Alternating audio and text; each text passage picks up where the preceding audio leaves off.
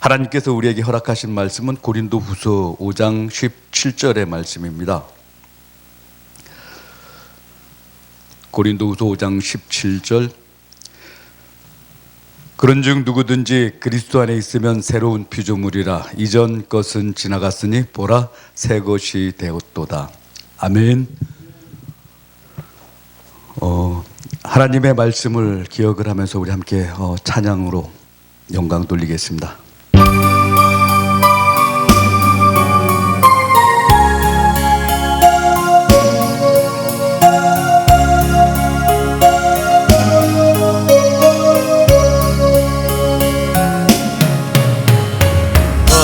왕자처럼 망망할 대로 애타게 기다리는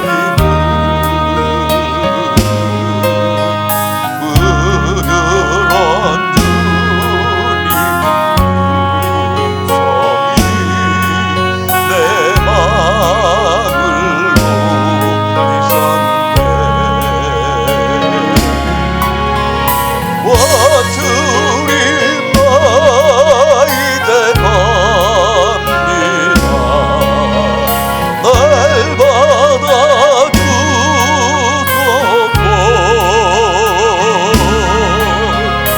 이제는 주님만 위하여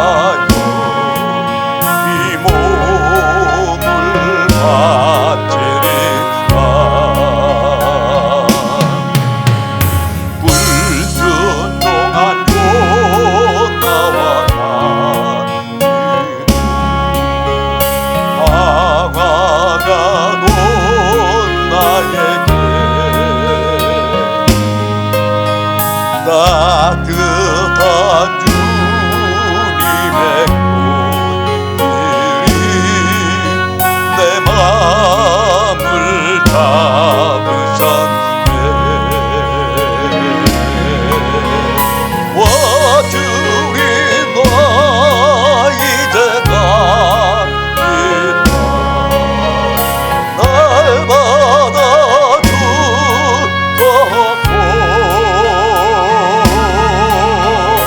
이제는 주님만 위하여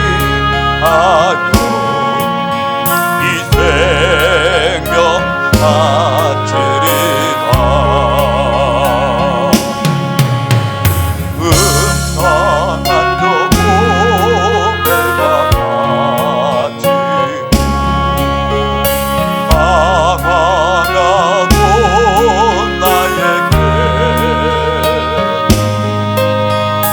너 그런 주님의 용서가 내 마음을 녹이셨네. 와 주님 나 이제 갑니다. 날 받아주소서.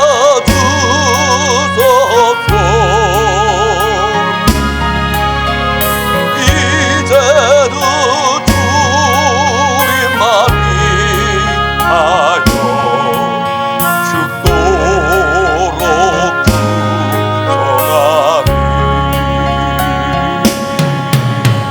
와 주님 나 이제 갑니다. 날 받아주소서.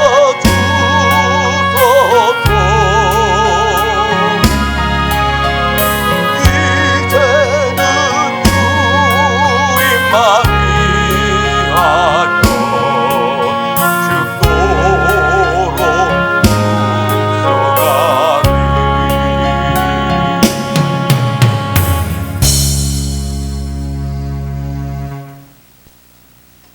예수님께서 40일 금식을 하시고 그리고는 줄이셨을 때 시험하는 자 마귀가 예수님께 시험의 올무를 던지게 됩니다.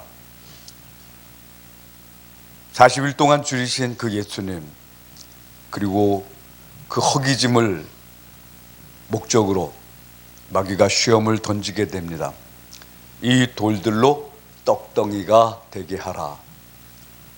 예수님께서 그것을 물리치시면서 사람이 떡으로 살 것이 아니라 하나님의 입에서 나오는 말씀으로 살 것이다. 마귀의 시험을 물리치시게 됩니다. 신앙생활을 하면서 가장 첫 번째 조건이 무엇입니까?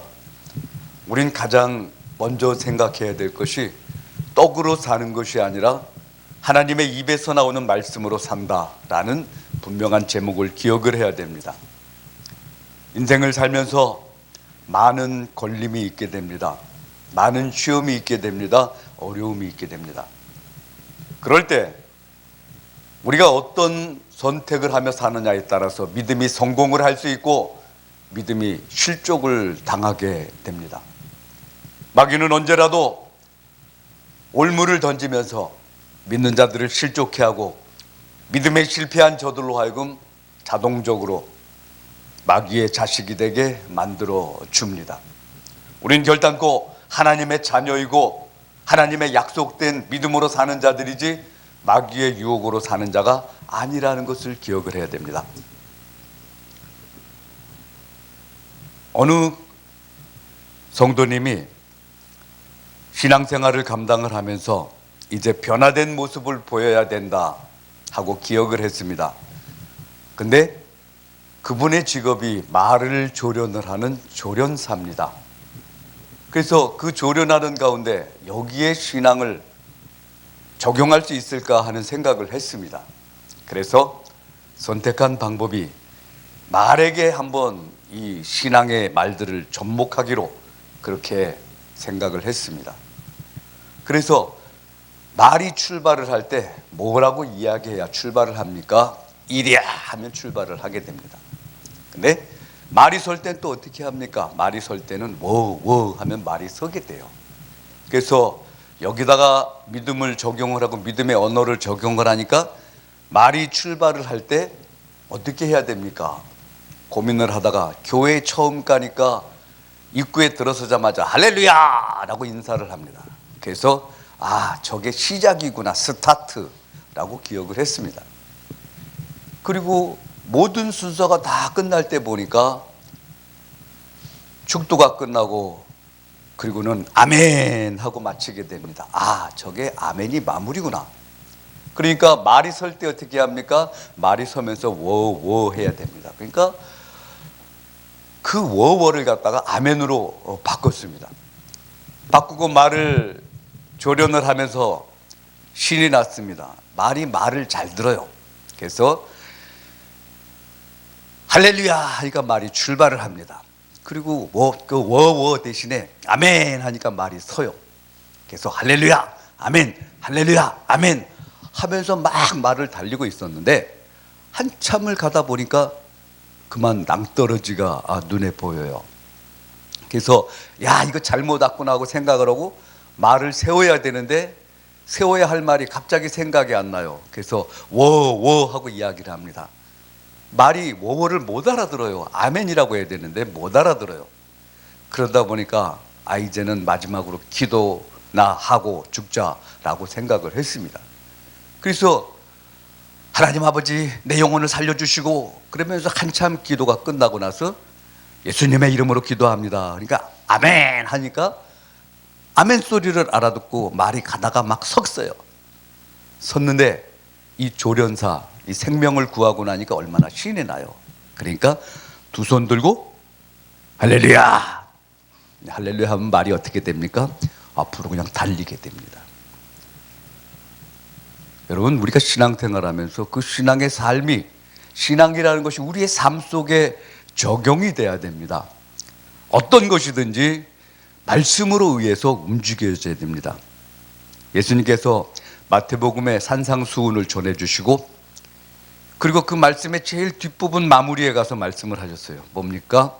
그러므로 나의 이 말을 듣고 행하는 자는 그 집을 반석 위에 지은 지혜로운 사람 같다 말씀을 합니다. 그리고 나의 이 말을 듣고 행치 아니하는 자는 어떻다고요? 그 집을 모래 위에 지은 어리석은 사람 같다 말씀을 합니다. 하나님의 말씀은 실천될 때 가치가 있습니다. 우리가 모여서 예배를 드리는 것도 좋지만 이 예배에 공급된 하나님의 말씀과 약속으로 인해서 말씀대로 살 때 하나님의 역사하심이 나타납니다. 여러분, 우리의 심장에서는 혈액이 공급이 됩니다. 뭐에 의해서 공급이 됩니까? 심장에 뛰는 박동에 의해서 혈액이 공급이 됩니다. 그러나 믿는 자의 가슴 속에는 십자가 보혈이 공급이 돼야 됩니다. 한마디로 믿음으로 움직여질 때 그 삶의 모습이 충만하다는 것을 기억하시길 바랍니다.